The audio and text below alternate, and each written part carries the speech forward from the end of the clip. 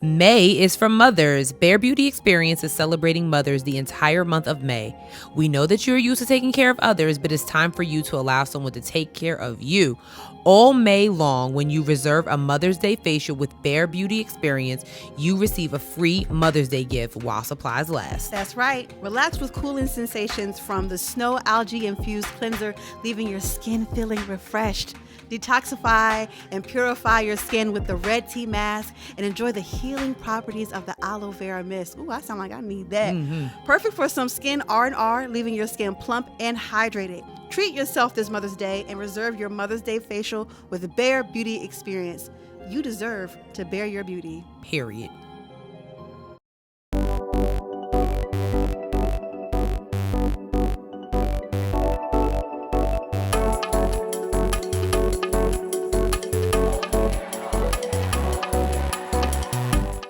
Hey guys. Hey everyone. What is happening? What's goody? Nothing much. I mean, And a lot.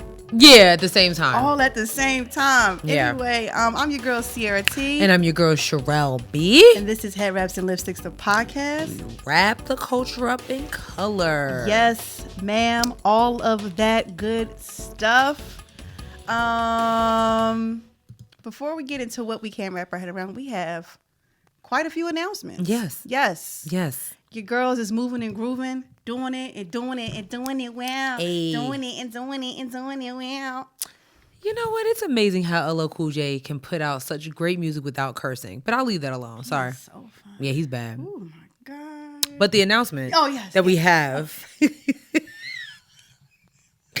The announcement that we have is this show, Your Favorite Podcast, is actually turning 6 years old on Cinco de Mayo. And to celebrate, we are going to have a live show here in Charlotte on May the 6th from 7 to 9. So please, please, please pull up to Be Social on Central Avenue on the 6th from 7 to 9. And what we're going to be doing is we're going to be hosting actually your favorite segment of what you can't wrap your head around. So what we want you guys to do is send us in a little 30-second voice note or video, because we'll be able to play them on the screen to Be Social, of what you can't wrap your head around. And what you're going to do is you're going to send it to us via IG. So follow us on Instagram. You know, Sierra announces all the things. Yes. At the end of the show. You know the so vibe. make sure that you send it to us so that we'll be able to play them during the show, and we'll be addressing them along with our guests. So it's going to be very interactive, very chaotic. Yes. Come to talk. You know, we know y'all be talking smack in the comments. So why don't you come and do it in person? Exactly. Exactly. It's a free event. Yes. Links in our bio to register. Our link tree, you'll see it. Register. Come out and hang out with us on a Friday night. Maybe we'll have tacos. I don't know. But we'll see what happens. Absolutely. But we'll be there. I'm excited because we didn't really get to do anything for our 5th because, you know, COVID, and we were still really kind of tomato. We wasn't really sure about it. But I'm so excited. We're gonna celebrate the proper way. Yes. So come through. Yes. Come ready to talk. Yes. Talk your ass off. You know, Yes. we having conversations. Don't forget everything all the sis said. I'm excited. It's going to be lit. It's gonna be late. Oh, and you need the Eventbrite link. You need to actually get a ticket. Oh, yeah, register. Yes, you need please to register. So I will make sure I put that link in the description as well on all the things, okay? Because you want to be there. You don't want to be a square. Yeah, honestly. Like, Yeah. come hang out with us. It's Friday night. You don't got to get up to work in the morning. Right. And we just want to see you guys there. We want to see all your beautiful faces. We will have some COVID protocols in place. Yeah. So, yes, we'll have the sanitizer. We'll have all the things that you'll need to stay safe. So, no worries. And come out and hang out with us. Yes. Woo. All right. Oh. Let us move forward, shall we? Yes. Sis, what can't you wrap your head around? Okay. I can't wrap my head around, at this point, us blaming Nick Cannon. Ooh. At this point, it's not his fault. Okay. Yes, that's right, ladies. This is a hot take. Yeah. This is a hot take. Can't wrap my head around y'all blaming Nick Cannon at this point. At this point, it's the lady's fault. Okay. This man got 8 women pregnant, 8 baby mamas. I think I may have lost count. It could be higher. It's a whore. So in order to have a baby, that means you have to have unprotected sex. This is true. So why are you busting it wide open for him again? When he probably just busted it wide open for somebody else, unprotected? Damn. So at this point, yeah, I'm not blaming Nick Cannon anymore. Now it's on y'all because y'all know the vibes. It's not like he's hiding it. I will say he's at every single maternity shoot, and I love it. Which is so crazy, but but also like I commend him for being there. It's like, this is insane. He's there. He ain't hiding it. He's loving on the belly, kissing the belly. I'm not mad at it, but at the same time, I need us women to take accountability at this point. It's not him. You know what, sis? I don't disagree with you. You know what I mean? Because you really have to be like, it's Nick Cannon. Yeah. That's like if Nick Cannon came to me and was like, yo, you know the vibes. And I don't want those vibes. I don't want those vibes. No, I'm good. I don't want those vibes. Thank you so much for offering. Yeah. Appreciate it. The last maternity shoot, was that woman did she even have the baby yet? So you know what I mean? Like it's fresh. What is he saying to these women? What could he possibly be saying to these women where they like, where the cash at? Where the cash at? That's what it's. That's why he got so many jobs. Because he got so many kids. I mean, sis, that's crazy. Yeah, that's what I can't wrap my head around. It's at this point, yeah, some accountability needs to be taken at this point. I'm sorry. I am sorry. I hate that for them. That's what I'm saying. It's like, come on, dude. That's crazy. I mean, come on, sis. Like, no. The last maternity shoot, I think we talked about it at the beginning of the season. Yeah, probably. I think we talked about it for a couple weeks. Yeah, because it was like every week a new lady was pregnant. We talked about it for a couple weeks. So, the last one just had a baby. Now this one looked like she at least 6 months. That was announced today, right? Mm-hmm. You know what I mean? That's crazy. So, yeah. What can't you wrap your head around, sis? Mine is pretty funny. I saw this article today, came by from Fox 13 Memphis, Tennessee. The title, so here's, woman with 220 pounds of weed in her car runs out of gas on I-55 bridge. Oh, my God.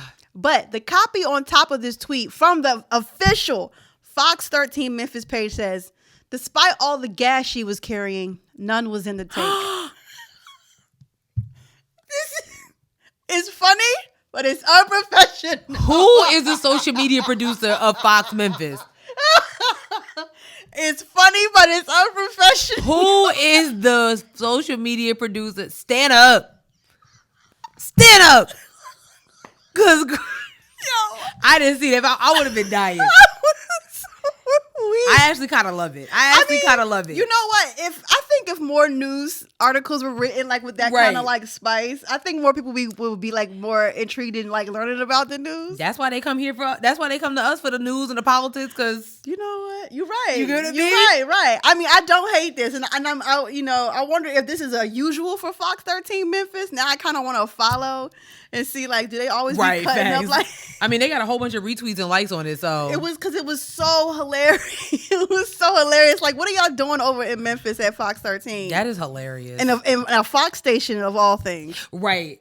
That's what be getting me. Like, it's like I think we look at Fox as a whole as just like the worst of the worst. But it's like you have Fox and you have like the sub Foxes, and it's like, like Fox Charlotte's not that bad. Yeah. You know what I mean? Mm-hmm. So it's like Fox used to be my favorite network as a kid. Really? I loved Fox. I've always been an ABC girl. Really? Always been an ABC girl. Because remember growing up, you had TGIF, so you used to watch Family Matters and Full House. So all like my favorite shows used to be on ABC. Like Fox was never really that girl to me until I guess American Idol came out. I used to love Fox. 'Cause I always felt like they was kind of like rebellious in a sense. And I was like, I rock with that. It's always been amazing to me, like for as conservatives they are, the fact that The Simpsons is on Fox.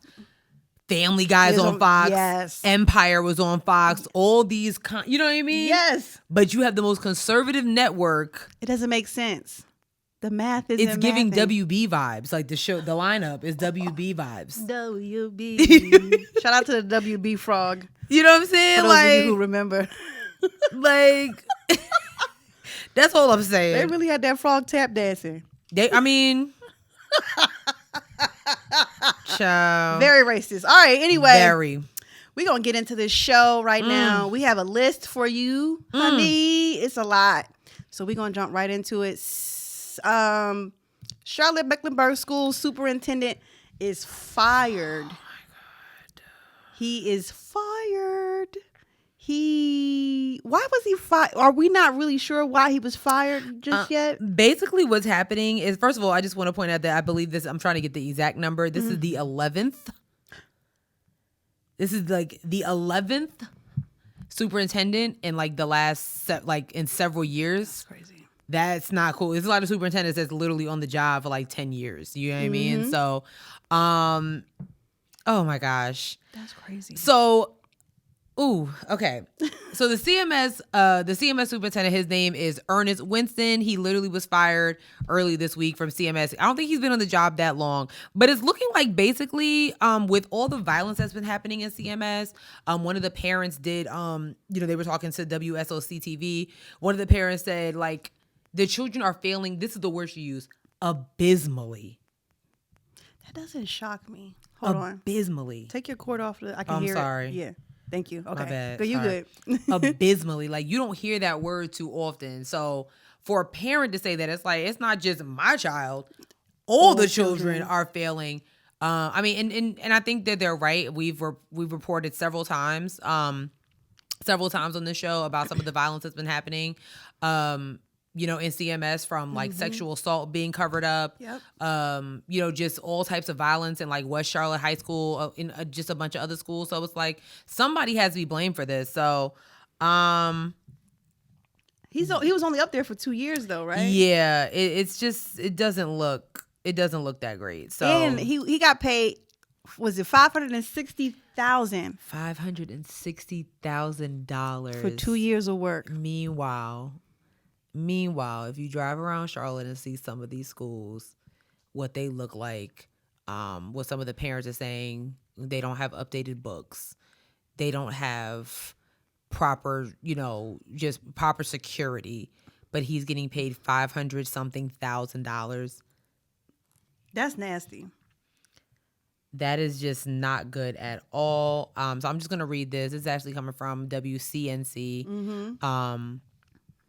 The Charlotte-Mecklenburg Board of Education voted 7-2 to end the employment of Ernest Winston effective immediately. Since the school district decided to terminate Winston for convenience, that's what they're saying, he will be paid a severance of about $24,000 per month for the next 2 years as required by his contract. I said that right. $24,000 per month for the next 2 years as required by his contracts.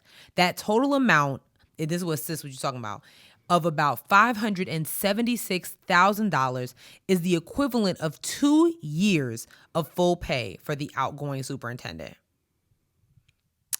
I'm about to apply. I mean, you know what I mean? Like, child. I'm about to apply. Yeah, he literally was named the superintendent back in August 2nd, 2019, following the suspension and the resignation of the past superintendent, Clayton Wilcox. Oh, my God. I never really understood what a superintendent is supposed to do, but I'm assuming it has to do with, like, regulation of all the schools in a district, obviously, right? Yeah. How hard can that be? I mean, if you think about it, it probably is really, really hard. I mean, think about all the schools in Charlotte-Mecklenburg County. Like, this is Charlotte-Mecklenburg, all of them. So you got to think not only Charlotte, which is super duper big. Now you're talking about Huntersville. Yeah. You're talking about Cornelius. You're talking about, I think, Pineville. So there's a lot of schools that he has to oversee. However, if you can't do it, just say that. I mean, I'm asking because, like, as a superintendent, at some point, do they go and look at these schools while class is in session?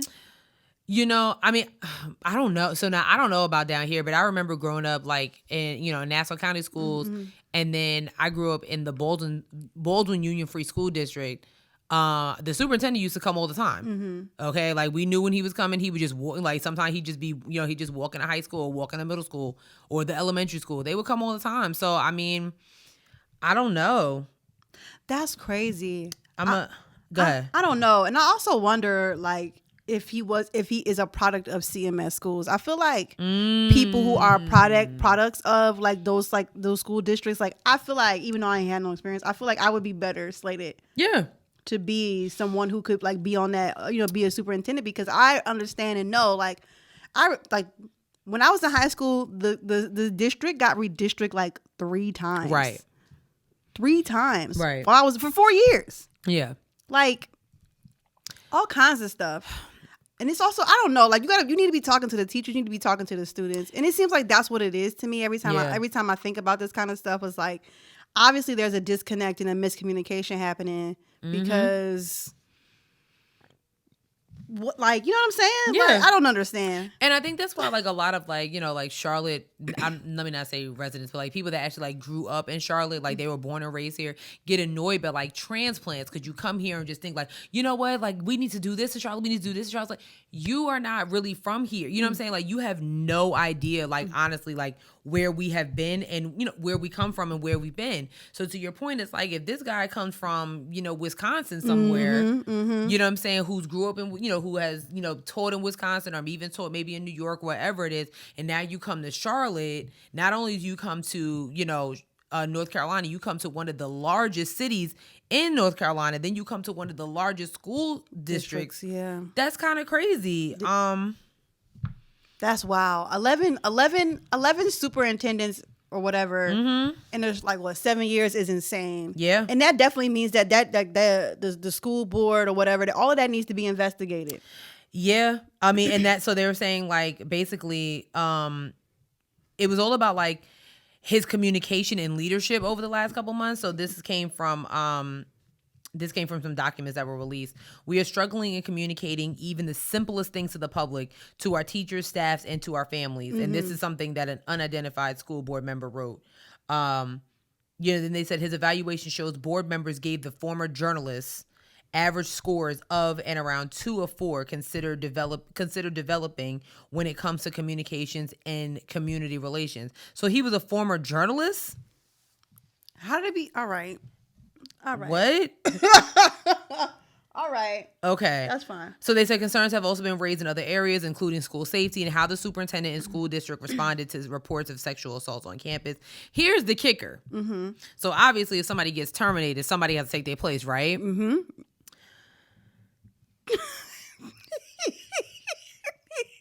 Okay.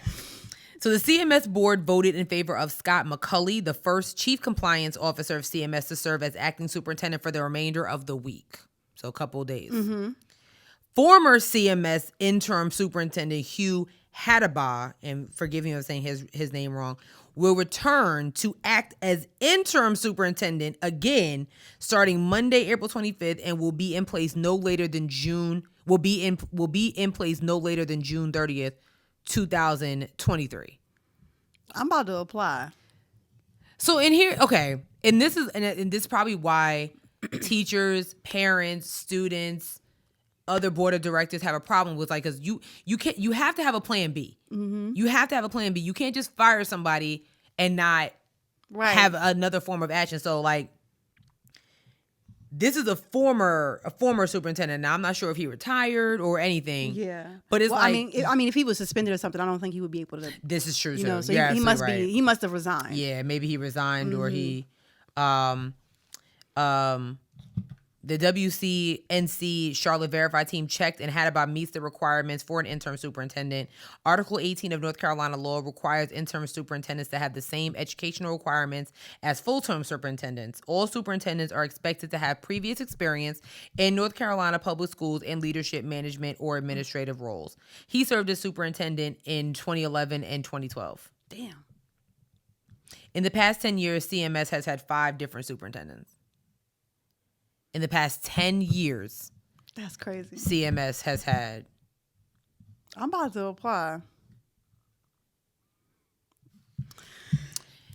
Anyways. Yep, we gonna keep it moving forward. Speaking of school, everybody's favorite state, Florida.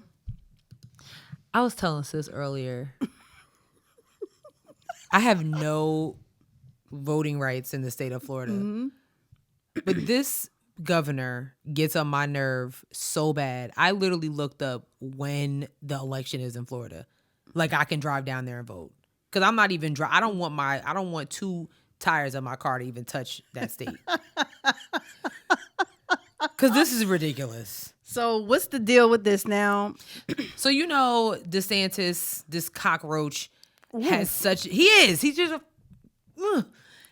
He has a serious problem with CRT. Yes, he does. Clearly, everybody else does too. Maybe we're the only ones that don't. I don't know. So leave a book in the comments if you don't. Yeah. Good one. Good one. We've been talking about Florida and DeSantis and how he's literally said, like, we don't want y'all even we don't talk about Bruno, we don't talk about CRT, we don't talk about none of that. Now he's going to the point where he's actually banned.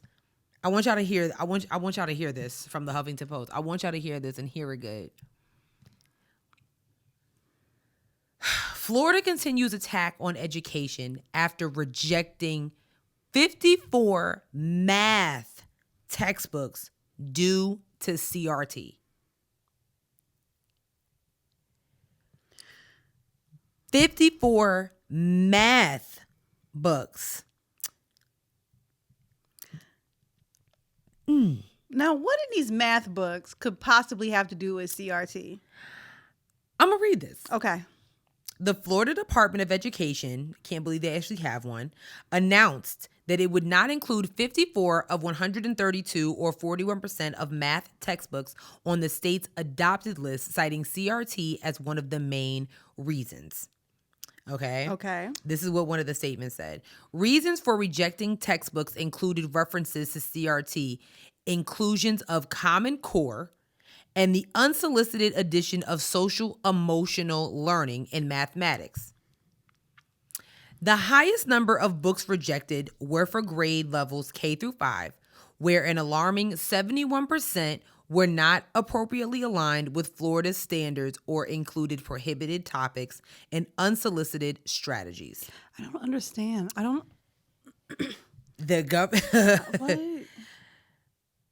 Governor DeSantis said without evidence that the math textbooks, including indoctrinating concepts like race essentialism, especially bizarrely for elementary school students. Again, I don't understand that, Sherelle. That doesn't make any sense. The state of Florida doesn't make any sense. Governor DeSantis doesn't make any sense. I am confusion. This is math. I am confusion. He's just a lunatic. And I don't, it's just like with Trump, we always said, like, we don't wish anything bad. You know what I'm saying? We don't want him to, something to happen to him. Just get him out of politics.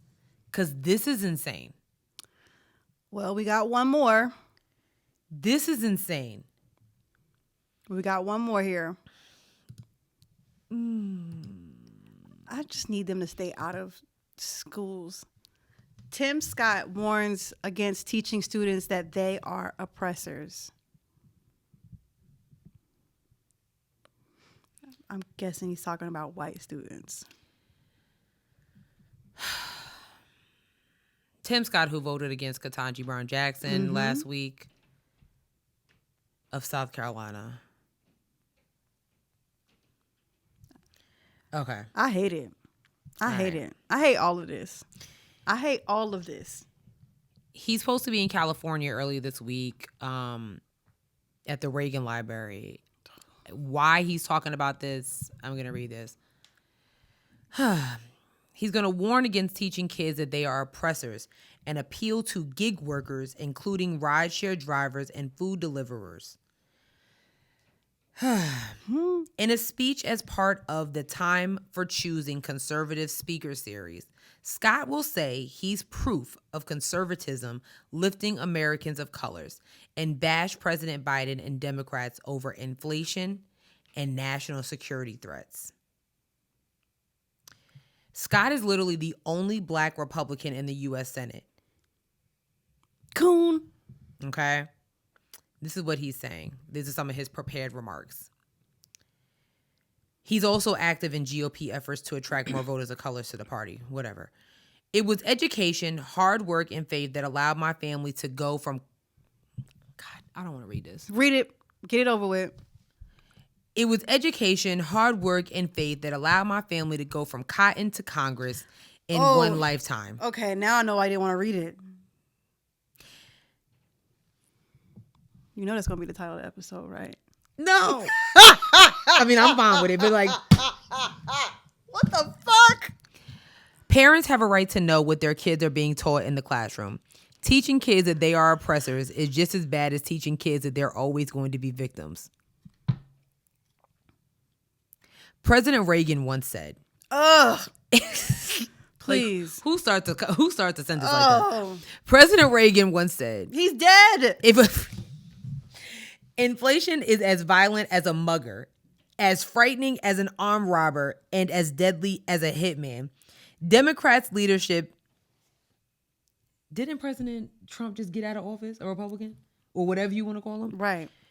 Democrats' leadership has led to a 40-year high in inflation, and they're still pouring more money on this crisis. That's not good for moms making decisions in homes like the one I grew up in. President Reagan was a Republican? Yes, he was. Oh, okay, I just wanted to put that. Yes, he was. President Biden's weakness on the global stage has emboldened terrorists, bullies, and dictators. Bloodthirsty dictators like Putin only understand strength, and that's what we must project from the United States. Your homie Trump had his head way up Putin's ass. He will also call for energy independence, a physical barrier on our southern border, and will take a swipe at the 1619 project. What? From cotton to Congress.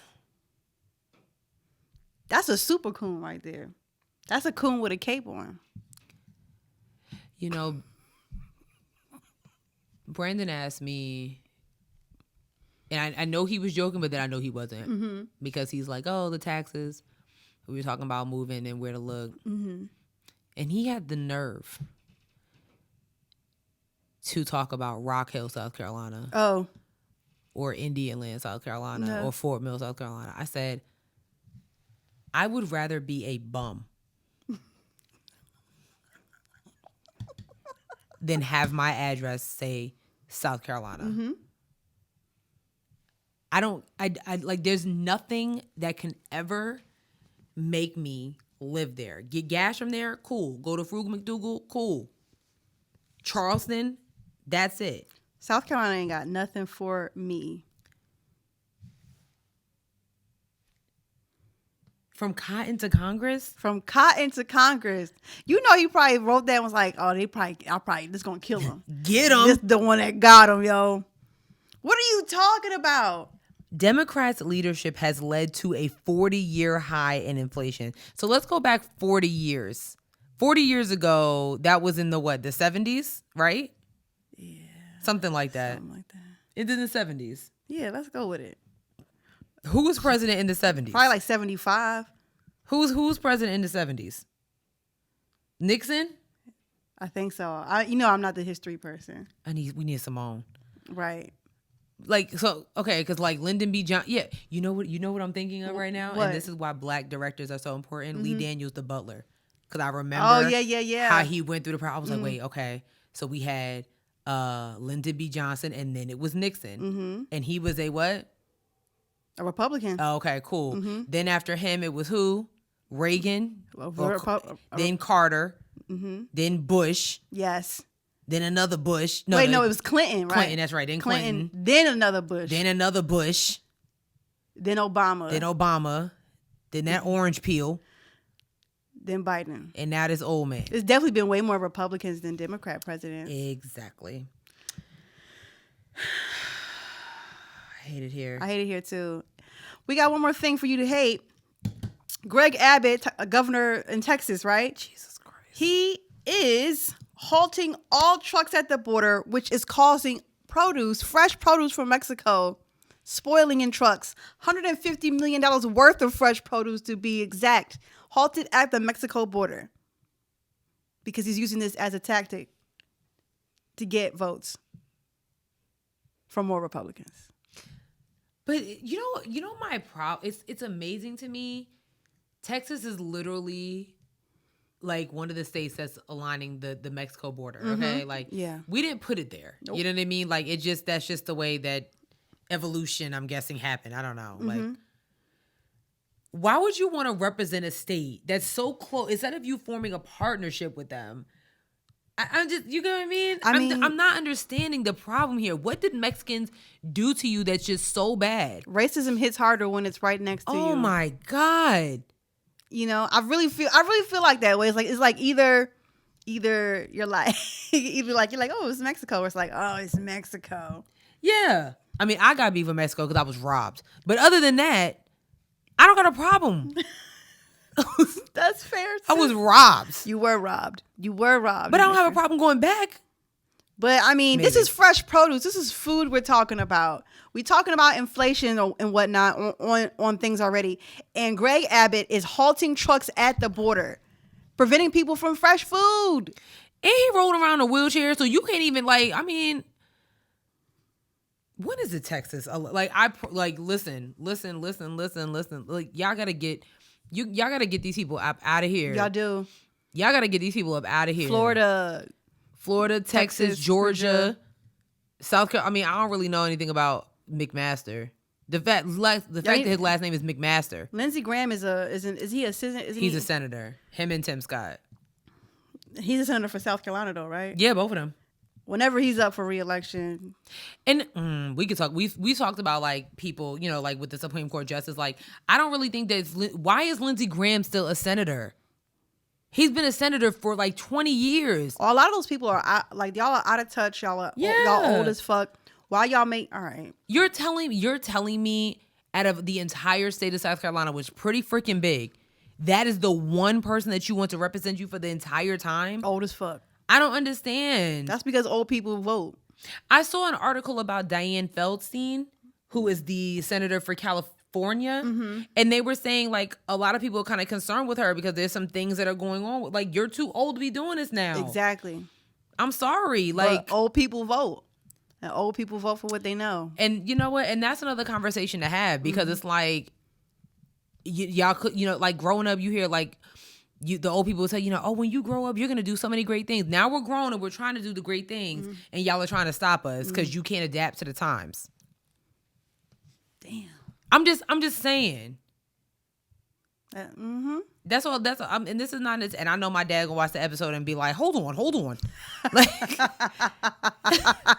cause I tell him all the time. Like he'll be like, "I'm about to do this." I'll be like, "If you don't send a text, I'm not a texter. I'm not texting. Woo. You need to become a texter. You have to, or you're gonna be left behind.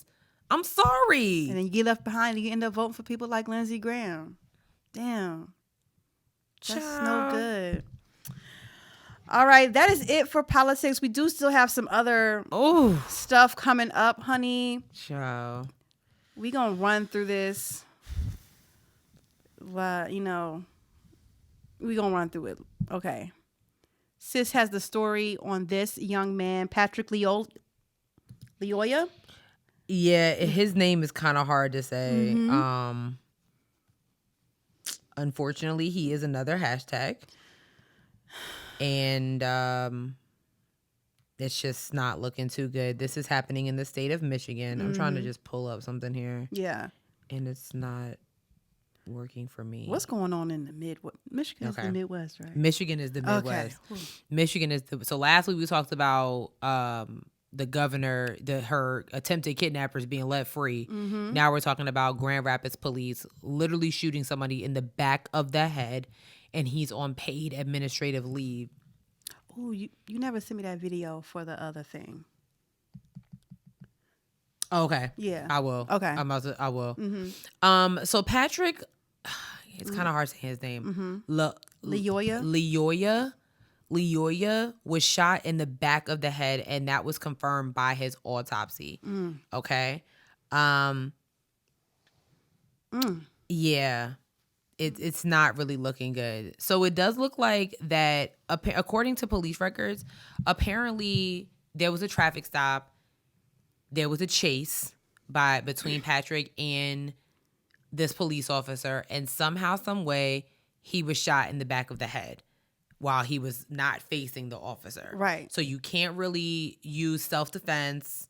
He did have Patrick did have a taser. Taser versus a gun. Okay, this is I mean, how many times do we have to see this case happen? Right. Yeah, and of course they were saying that wasn't the case, but his family got an autopsy, and it was confirmed that he was shot in the back of the head. So that's given murder. Right. That is giving murder. Yeah. So the Kent County medical examiner released a statement last week saying that he completed the autopsy of Patrick, but was still waiting on a toxicology and tissue test results to finish the report. Even then, the full autopsy report won't be released to the public until Michigan State Police finishes its investigation into the deadly shooting of Patrick. So he was 26 years old. He died on Monday, April 4th, following a traffic stop near the intersection of Griggs and Nelson on the city's southeast side. Oh gosh, I cannot say his name. Lyoya was the driver of the vehicle. A passenger was also in the vehicle at the time. Videos from a witness shows Patrick was on the ground when he was shot in the head during a struggle with the officer. So he was on the ground and they what? Yeah.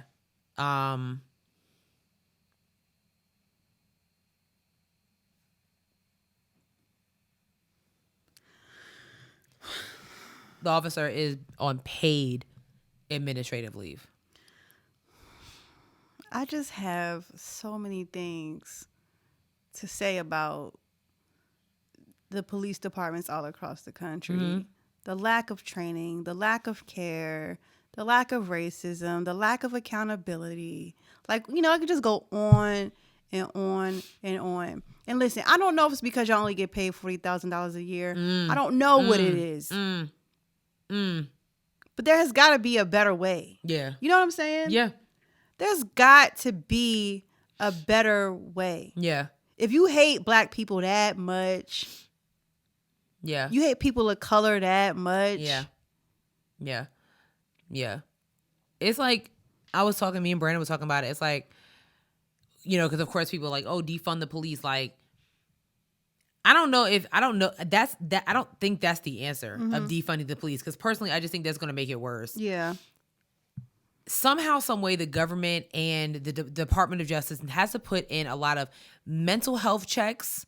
Like, if I was in the Department of Justice, I would make it a nationwide thing that every single quarter, there is an extensive background check.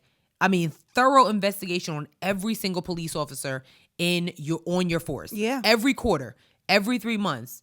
Check the dark web, check the regular web. I mean, how many Proud Boys do we see on these police forces? And regular people like you and me, be finding them on the internet. They be finding their Facebook pages, their Twitter pages, their TikTok pages. Like, right. I definitely believe it should be. I don't believe in defunding the police, but I do believe in defunding firearms for the police. Yeah. I'm not going to say this as because I know the UK isn't the greatest country either, but it is hard for them to come across firearms over there. Yeah. The police don't even carry firearms over there. Yeah, because, I mean... if you get robbed, somebody is holding a knife at you. Right. Oh, that's crazy. That is crazy. Wait. Yeah. That's interesting. Yeah. Hey, blood. What? Man's in it. Run it. I probably like, what? Like, are you making a peanut butter and jelly sandwich? Yeah, like, what are you doing? But nonetheless, what I'm saying is like, I really feel like this is such a big issue now that I really feel like guns should be taken away from police because clearly they don't know how to act with it. Yeah. No. And they're using it as excessive force. And it's just like, yeah. I don't know, but the NRA would definitely jump in and be like,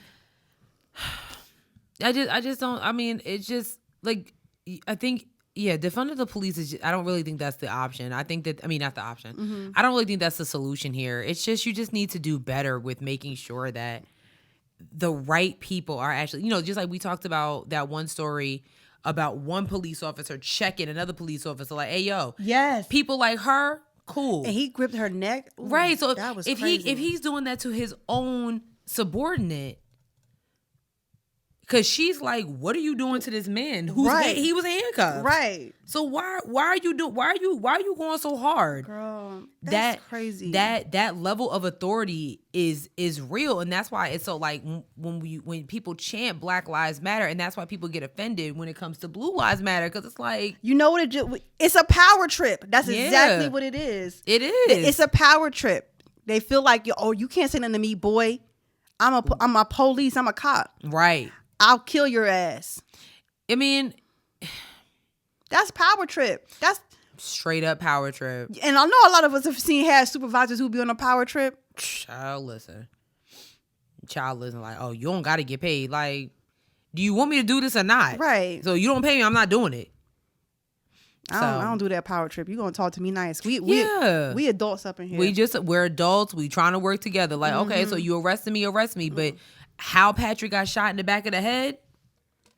In the back of the head? While on the ground? While they was cuffing him? In the back of the head, it's giving Walter Scott in South Carolina. You're running away from the police officer and you shoot him. Come on, man. It's gotta be a better way. Has to be. Somehow, some way. Like, this is ridiculous, bro. All right. So we're gonna move forward. I know, y'all, this stuff is heavy. We getting through it though. We gonna get to the nonsense. The nonsense is coming. Send me that. Not the nonsense is coming. The nonsense is coming. While sis is looking that up, Ed Buck is going to prison. Do y'all remember I think it was last year we talked about this story, right? Last year we talked about Ed Buck, who he had picked up a homeless man who was gay, and he was like, was he killing them? Yeah, he was drugging them. He was drugging them, and they were dying from an overdose and things like that in his house. Yeah. Yes. So Ed Buck, he was actually a wealthy Democratic donor. Like, he got 30 years in prison for fatally overdosing 2 black men. So after 2 men were found dead in his California apartment, Ed Buck did not stop injecting gay men with walloping doses of what's that word? Methamphetamine? Where you at? Right here? Yeah. Okay.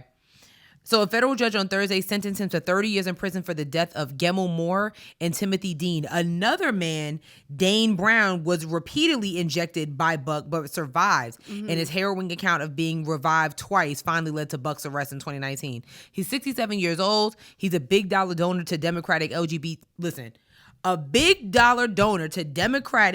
LGBTQ and animal rights causes.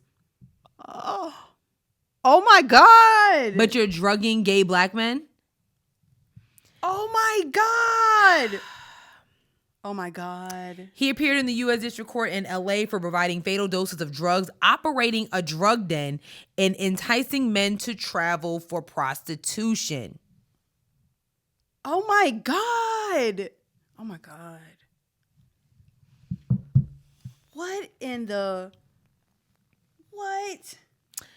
This is ridiculous. Sorry. This is absolutely ridiculous. I mean, this is insane, sis. I don't know. I'm actually shocked. It's like I am, but then I'm not. I mean, think about all the killers and people that we've seen, like the infamous killers, and think about especially like look at what's the dude name that kills himself?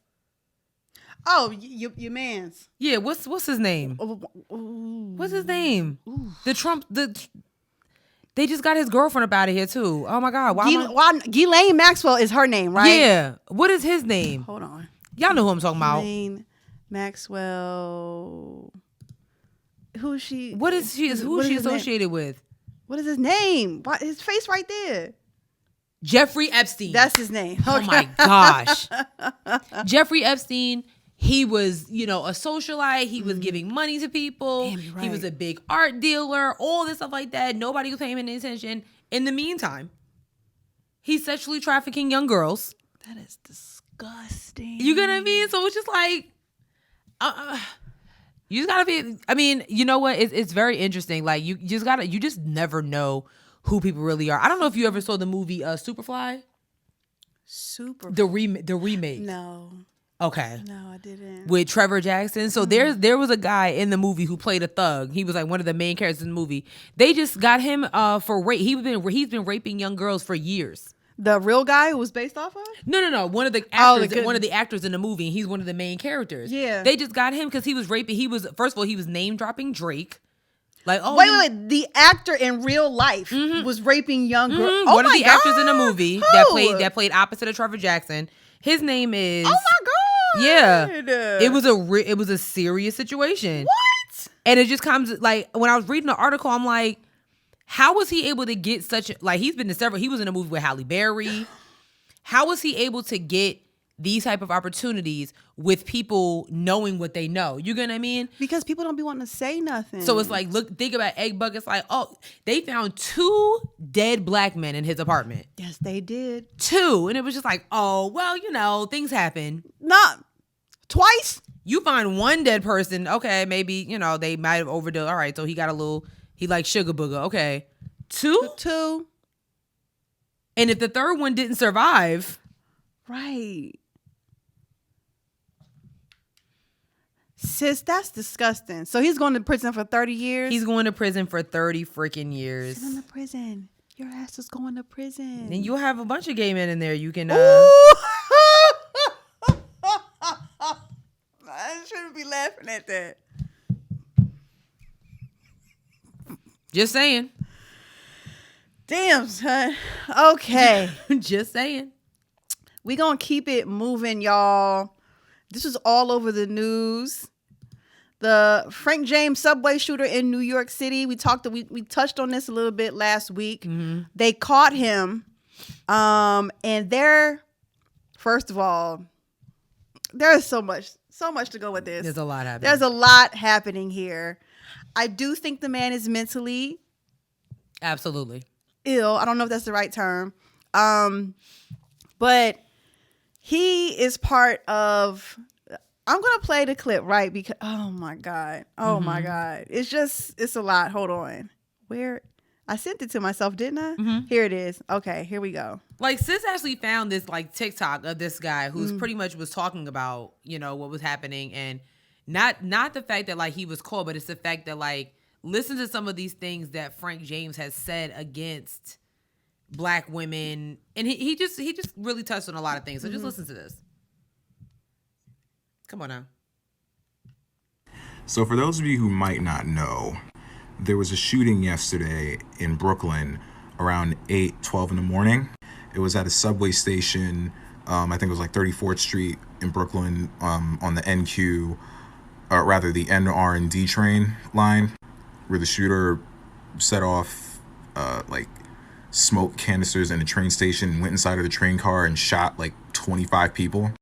Well, the suspect was caught and apprehended today and has been identified as Frank James. But I want y'all to listen to this clip that I found of him. You ain't got shit. You ain't going nowhere. I ain't going nowhere. But your hate is focusing on me. And it's with a black bitch too. A stinking black bitch has hate for me and wants to attack and do harm against me. You ought to die. And y'all want to know something crazy? I think it was sometime last month, I did a video about the dangers of this whole red pill manosphere culture and how it perpetuates violence against women, in particular black women. Nobody has no problem fucking black women. They're the easiest motherfuckers on earth to fuck. And want to act like, and then the fact that a grown woman with a child. Almost word for word, the same kind of toxic, anti-black women, misogynistic, just crazy, psychopathic babble. Now look, I don't know exactly what drove that man to commit that act he did in the subway, but it is increasingly unsettling that he sounds just like those deranged manosphere guys. And this is a call to action, my black men out there. The writing is pretty much on the wall. These guys are dangerous. They are a threat to everybody. Black women, black men, everyone around them, they are dangerous. And this culture has to go. This is so the reason, like, obviously we need to talk about this because this is what we do, but also we need to talk about this because we have maybe 2-3 weeks ago we talked about those 3 different men who had like the way they just, presented themselves on their shows. Yeah. Kevin Samuels, the Fresh and Fit. Oh, I was about to say Bald and Basic. Okay. And and whoever else, this is dangerous. So the manosphere, this is what I know. The manosphere and the red pill community started obviously in the white community. And I remember hearing about like a lot of stories about like white men who would be very aggressively upset towards like white women and, being a man, yada, yada. And of course, over time, black men find it and, it becomes a thing. It becomes a thing in the black community. And it's like, it's almost kind of parallel to like, are we going to now have, because I was shocked when I found out he was black. Yo, my mom said the same thing and I was just like, yeah. It almost kind of reminded me of the DC Sniper when that happened. It was like, exactly. What? Exactly. And you think about like a lot of those guys who are like who do that kind of stuff. Like they all fall in this line of very angry politically, sexually. They hate women. And this is a dangerous road. So when we talk about these kinds of stuff on the show, it's because this is where you headed. Right. This is where you're headed. Your hatred for women and you constantly like digesting this type of content, it is not healthy. And if you are feeling so passionate about your own women, like you need to go to therapy. You need to talk to somebody, but this isn't normal. Yeah. This isn't regular behavior. Like this is really scary. Like, yeah. Even like the ones that's like, I would just date a white woman because, the black woman, even y'all, like no one's saying that you can't date a white woman or any woman outside of your race. No one's saying that. Like you love who you love. But when you're just doing it to be spiteful, first of all, that's not fair to this, woman that you want to date. And it's not fair to your own race. Like, you know what I'm saying? Why, like, think about if you're trying to date a woman outside of, and she finds that video. It's like, well, wait a minute. Do you actually really like me? Right. Or you just here because it's like you just wanted to prove a point that you could pull, a white woman or, another woman of color. Like, what is it? That's not cool. It's not cool at all. Like, and I just cool. Like, I really want y'all to like, really like, even if you listen to the show and you don't agree with everything that we say, we don't expect you to. But I really hope that you listen to like how that man sounds, and then listen to like how Kevin Samuels sounds. Because it's not far off. Right. It's not far off. You're gonna end up alone in the dark with a mic, with no lights on, with bad audio, and a record. Not cool. Divorced 3 times. But if that's what you want to do, I mean that's cool. But like you ain't gonna get no support from us. No. I'll tell you that right now. Yeah, it's not happening here. I'll tell you that right now. Per. And I'm Oh.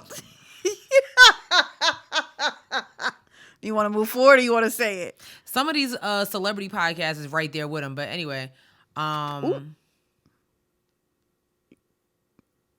sorry. No. Just because you a celebrity and you get a mic don't mean that you talking right. You just talking crazy. This is true. Just saying. Because some of y'all too removed too. Yeah. Mm-hmm. Yeah. Yeah. Speaking of being removed. Ooh. Okay. So this was going to be my thing I couldn't wrap my head around, but this was too good. Bad and Bamboozled. Too good. Let's get the bill. So I'm going to play this clip. Shout out to all my book friends who watch the podcast. This is Kafia. I follow them on TikTok. We are mutuals. And they made a great video talking about what exactly this is. Let's take a look at it. What is going on in the publishing world? So recently there was a book that came out. It's called Bad and Bougie, A Trap Feminist Theology. It was written by a white woman. And my question here is, what in the Rachel Dolezal is going on? Because not only did this white woman write this book, she got a $10,000 advance, only to have the book being pulled after social media outcry. When the publishers issued their apology, they said it was misguided and regrettable. There is nothing misguided about the fact that no black person works at that publishing agency, because in what world is it okay for a white woman to write a black feminist book where she is actively engaging in cultural appropriation, using terms like the ghetto to describe neighborhoods, and some lame-ass stock photo to convince us that this was written by a black woman? Jennifer Buck, if I ever see you on the streets, I have questions. And to the publishers who gave this project an okay, there's nothing regrettable about the fact that you would rather pay a white author to tell black stories. Do better. Period. I couldn't have said it better, Kafia.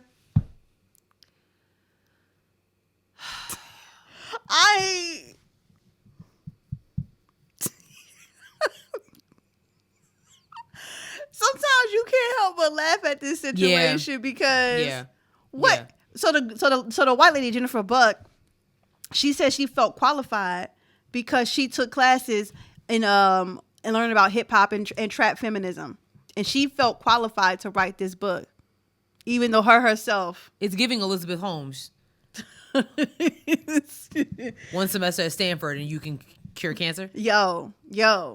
What? She said she took like trap feminist classes and she felt qualified to write this book, which is beyond me. And then like to bait like readers with this black girl on the cover. Right, this stock photo. You didn't even get a real photo. What are we doing here? And why don't y'all think that people aren't looking into the authors who write these books? Because they are. Like, what is going on right now? Like, child, you know what? And I'm not gonna blame black people for it, but it's giving like, first of all, it's definitely giving Elizabeth Holmes, like shorty with the Theranos or whatever it was. That's number one. And number two is like, look at how it kind of goes back to the whole like you're invited to the cookout like mechanism that black people have adapted over the years. It's like, you know what I mean? Like, I see a bunch of white people go viral all the time, for dancing. It makes my ass itch. It's like, all like, it does. Like, why is that so amazing? You see that white girl who was like a doctor, she had the burgundy scrub, she was doing the Dougie. We've been doing the Dougie for years, bitch. But sit down. Right, but I mean, and it's like, yes, there are white people that know how to dance, that have rhythm. Like, it's not... Two thumbs way up for you. It's no, like... amazing mechanism, like, wow, a white person has rhythm, a white person listens to hip-hop. Like, it's life. Like, so I'm just like, you know, so to not defending Jennifer Buck, but to the publishers, it's like, I mean, they probably like, oh, well, shoot. I don't know, sis, because if all the publishers are like white on the board, they don't get to speak for us either. This is true too, and I like, what is her name? Jennifer Buck. No, the creator. Kafia, like, she's absolutely right. Like, this, and what she's really trying to say is, like, we have to be in those rooms. Like, we have to be in those rooms. Mm-hmm. I mean, it kind of goes with, like, TikTok and, like, all the, like, black creators that are constantly overlooked. You know what I mean? Mm-hmm. Mm-hmm. Come on now. Yeah. That's insane. That was crazy. Now she took a class on hip-hop. And she felt like she felt qualified. So you heard a Migos song? And decided I'm going to write a book called Bad and Bougie? Sis said, I feel qualified for this. I'm qualified. So does that mean that a black student that went to a PWI can write about the white experience? I mean, I'm confused. Points were made. Does that mean a white person can go to HBCU and actually talk about the black experience? No, you cannot. Right. Wow. Yeah. Shame on the publishers. I can't even be mad at Jennifer Buck. Shame on the publishers. No, I'm mad at her too because she really felt like she was nobody bad and bougie for writing it. But nobody would have saw it if she didn't have a publisher behind it. It would have just been on her laptop. This is true. Nobody would have saw it. And did she even spell bougie right? It was spelled Boujee. I think that's how Migos spelled it in the amazing song Bad and Bougie. That's my jam. That is my jam. But like, wow. Yeah. All right, we're going to run through these next couple of topics real quick. What in the hell? Shout out to the Brooklyn Public Library is allowing, because CRT is such a big issue right now. The Brooklyn Public Library was like, we're going to give free library cards to teens nationwide. So, nationwide? Yeah. Nice. Teens all over the country, you looking for a free library card, Brooklyn Public Library got you. Get in there. Is there something, like, is there a link maybe we can post and, like... If I find it, I will post it. But I did send the thing to you, so I think I sent it to you. But it's in my likes. So if there's a link for you to like register and sign up, I think that's cool. That's real awesome. Good for them. Yeah. So read all those banned books that the school won't let you read. Ugh. Speaking of schools, National Teacher of the Year, Kurt Russell, not the actor. Right. Okay, not that white guy. Different guy. We're gonna play this clip right quick, sis. Yeah, my message is clear: to provide a diverse education opportunity for all students. And when I mean diverse, representing faculty and staff as well. Only 2% of teachers are black males, but it's Only more than 2%? that. Only 2%. Oh, wow. Didn't But it's realize more that. than that. It's women in STEM. It's men in the primary years, and also to provide my students with a diverse curriculum to make sure the African American history class and race, gender, and depression class become normalized and not different. Well, we appreciate you. Thank you so much, and congratulations. Yes. again. Congratulations. Thank Child, I need to watch what's the name more often. Who was that man with the fro? He's a former NFL. I don't hate it. Yeah. You don't watch TBS? I have not watched TV. Listen, the retired NFL players is getting all the journalist jobs. Damn, hate that for the real journalists. Okay. Not like no shade, no tea or whatever. Nah, shade and tea. Ooh. Pour it. Michael Strahan, did he go to school for that? He played football and won touchdowns. Yes, he did.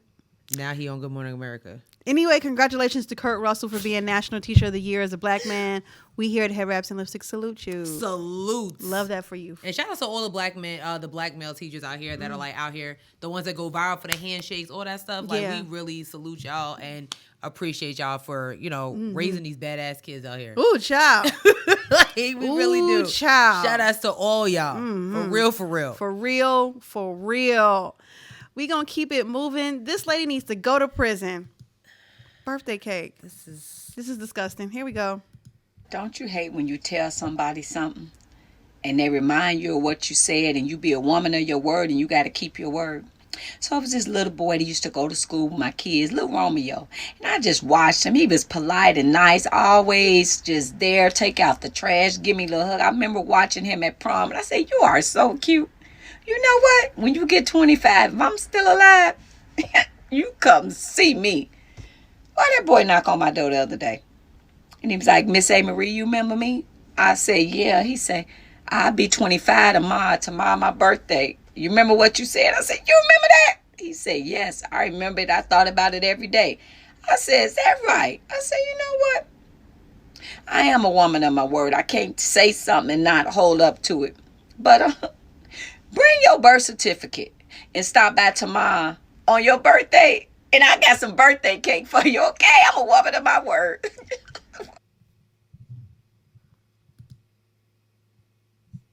Prison.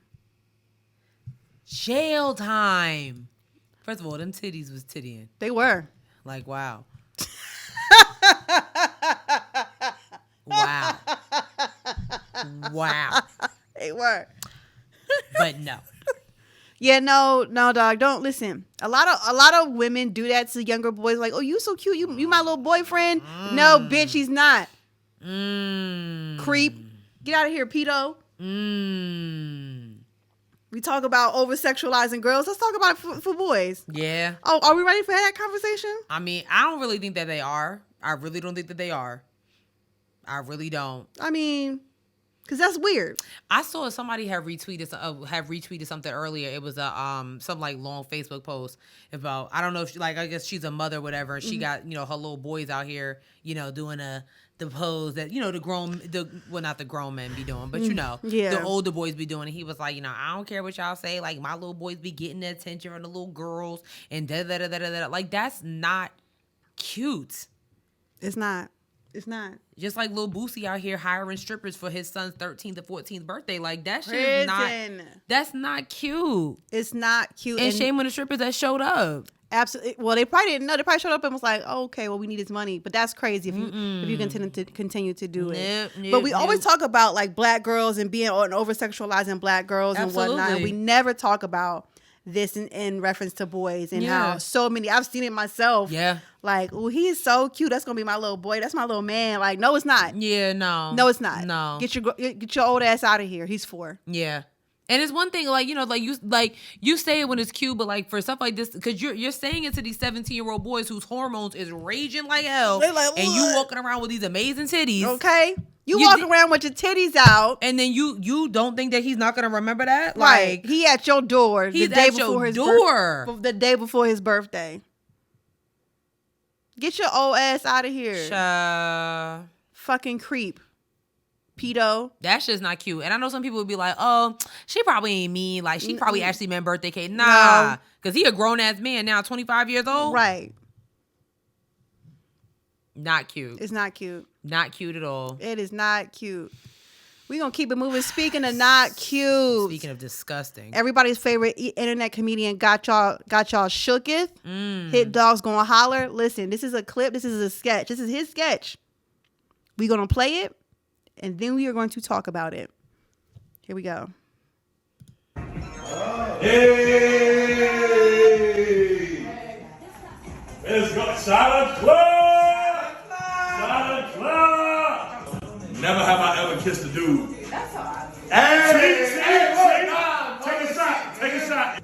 Oh, she bullshit, bro. Bro, that baby had a shot, bro. You ain't even pouring a real shot. Keep going. That's a regular shot. I got the same amount of mine. I got the same amount.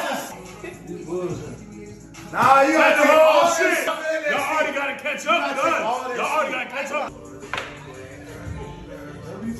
Finish the rest of that. Finish the rest of it. Crazy.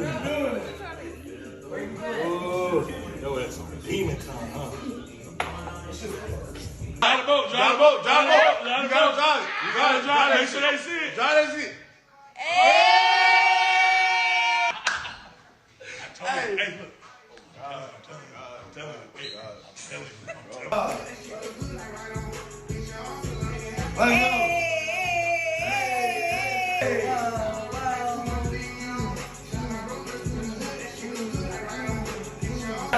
Hey, truth and dare. I didn't take 5 shots on her stomach. Come on. One more than we done. One more get the job done. One more than we done. I promise. One more. He real. He talking. One more than we done. He telling the truth. I promise. He telling the truth. One more than we done. So the title of that skit was called, like, when your homeboy trying to get all the girls drunk at the party or something like that. If it made you uncomfortable, good. Because it should. Apparently, Druski, like, y'all kind of bullied him into taking it down. I don't follow Druski. He is pretty funny, though. I will say that.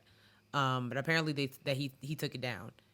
And a lot of the girls was like, no. Mm-hmm. No. Right. Leave it up. If you're offended, it's because this looks familiar. It's kind of like you're looking in the mirror. I mean,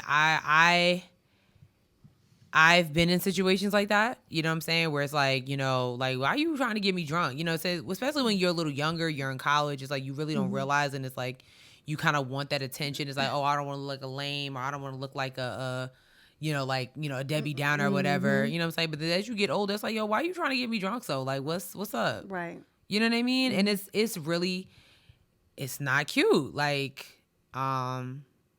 it's not funny at all. Like, even like, you know, the part in the video where he was just like kind of over there looking. Yeah. Cause it happens, man. It's very predatory behavior. Very much so. And like, you know, we know A&T is known for like some parties. Like, I ain't gonna lie. Absolutely. You know? And there have definitely been times, same sis, where you know, you're at a house party or something, there was a kickback, and it's a dude there trying to get everybody drunk or a certain girl drunk because he like her, or he want to do something with her. You know, like, it's just very predatory behavior. But a lot of guys were commenting and saying like, it's not that deep. It's just a skit. No. Say it's a skit to the girls in the video, or, you know, the girls that saw the video and it triggered some thoughts. It triggered, like, I mean, like I said, like, for me, I was like, that looks familiar. Yeah, same. You know what I mean? Like, that looks very, very familiar. So shout outs to the girl in the video that was pretending to like, nah, she good. Because enough is enough. Enough already. Yeah. So it was just, you know, hit dogs gonna holler, and, you know, a lot of people were showing their true colors with that in terms of like how they really feel, and they don't take it seriously. And I feel like, in the kind of, I guess, like, shout outs to Druski. Like, I don't think that I'm pretty sure he really just did it for comedic purposes, honestly. But it kind of like started a whole conversation. Like, it's like, okay, hold on, wait a minute. Like, and maybe even for him, it's like, damn, is this really what we look like? You know what I'm saying? Like, it's not cool. And like, and it's not just for college. It's grown ass men that be doing that. Yes. Super grown. Yes. So. Yes. Just look in the mirror before you out here just trying to get everybody drunk just because, you know, it's Friday and it's lit. Like, If you need to get a girl drunk to be able to talk to her, obviously she's not the girl for you. Or you ain't got no game. Literally. Lame. Big L. Like, loser. Square. So. All right. Last on the list. This came out today. DJ Envy from The Breakfast Club. Yeah. Him and his wife was on, I don't know what show this is. Yeah, they're promoting their book. They got a book coming out. Oh. You gonna read it? Here's the clip. And I'm sure so many women can relate. Like, you want to reward that man for that work. And the only reward that you have to offer is an orgasm. But even if I didn't feel it, I would still be performative. So yes, I was faking it. We got into like a argument. And then she was like, well, you know, I don't be having an orgasm. She didn't say it in that. She speaks way more eloquent than I would have. And I was like, what? And she was like, I don't. I'm like, no, yes, you do. I hear it. Like, yeah, and then she was like, no, I'm faking it. I'm like, every time? And she was like, yeah. And then that just crushed me because I thought I was putting in work. Like, I'm sitting there thinking I'm, you know, Big Daddy Long Leg.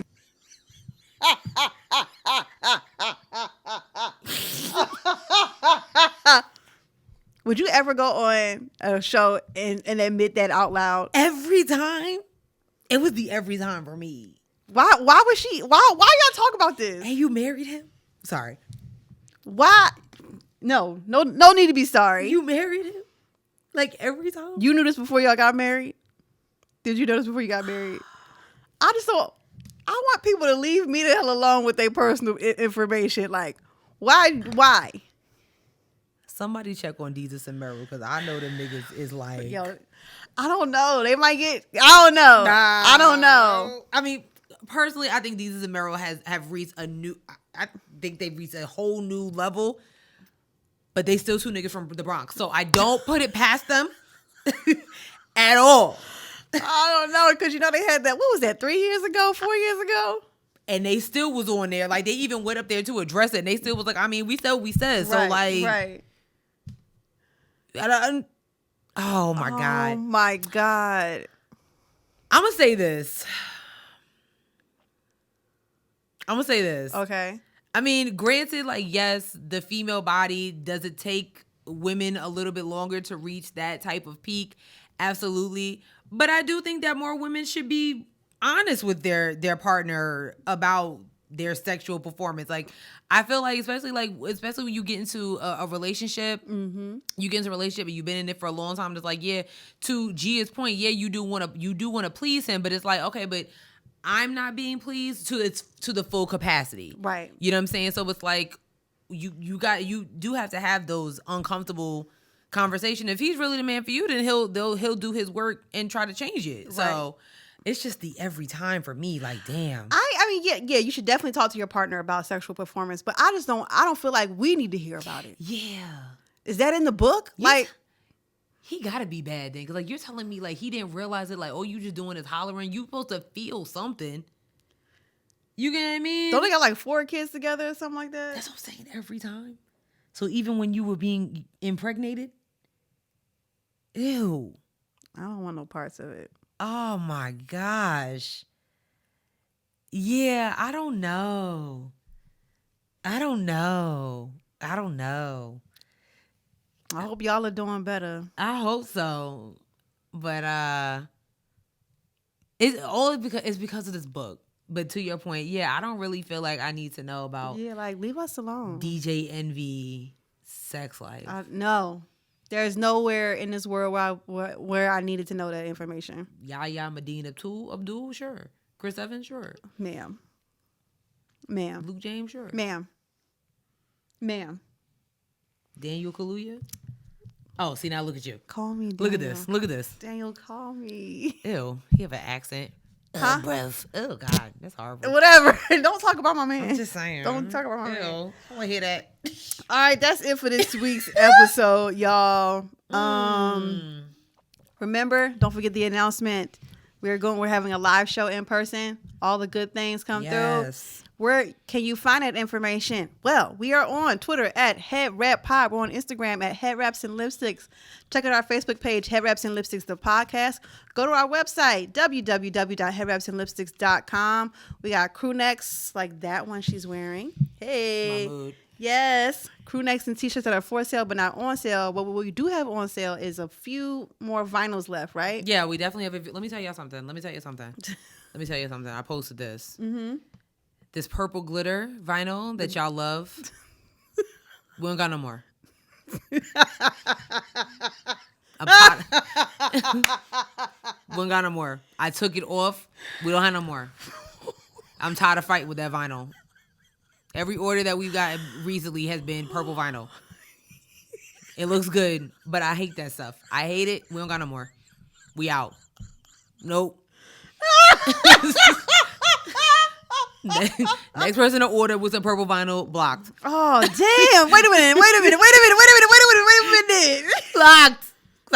I'm not fighting with that vinyl no more. I hate it. Damn. We don't got no more. Not us blocking the listeners. We don't got no more. For ordering shirts. Oh, my God. Remember that the GoFundMe and the CashApp is in the bio. CashApp is $Headwrappod. And remember that we're on a bunch of platforms. I didn't even look to see if someone left us a new comment. Oh, I look. We are on a bunch of platforms: Spotify, SoundCloud, Stitcher, Google Play, Apple Podcasts, iHeartRadio, YouTube, TikTok. Oh my God, we reached 11,000. Scared me. I'm sorry. I just remembered it because we haven't said anything. That's right. We reached 11,000 followers on TikTok. So does like LA call us? Do we get like a manager now? Do we get an agent? How does this work? Hello. Somebody let us know. Yes. So shout out to everybody on TikTok, and we are also on Facebook. Sis, we got any reviews? No. Boo! Tomato. Yeah, we need some more. We need some more. I don't understand what the problem is. Like, let me see. On YouTube, because sometimes I don't understand like how it's okay. How are we getting this wrong? Like, let's unpack it. Okay. Let's unpack it while she's looking to see if anybody left a comment, any like nice review. Like, oh Lord. Sorry. Let's unpack why y'all are not leaving reviews. Like, is it hard? It's very easily accessible. You can literally leave a comment in any of the things. Yeah. Mm-hmm. Okay, so we do have a few. Dakisha Bridgeford, yes, ladies, keep the hits coming. You ladies are a whole vibe. Yeah, she left us our comment last week. Okay. Yes. And then Spiffy, hey Patrick, he said it's the intro for me. You right, we deserve E, sis. Mm-hmm. Like, period. Exactly.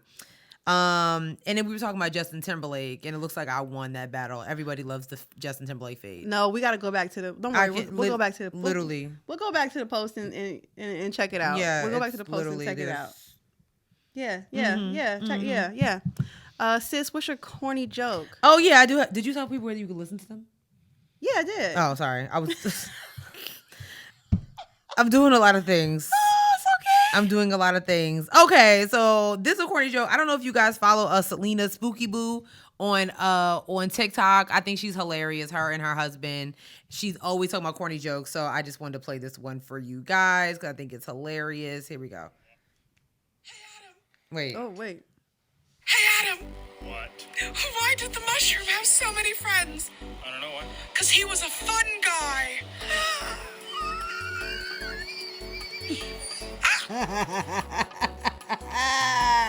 Get it? Because mushroom is a fun guy.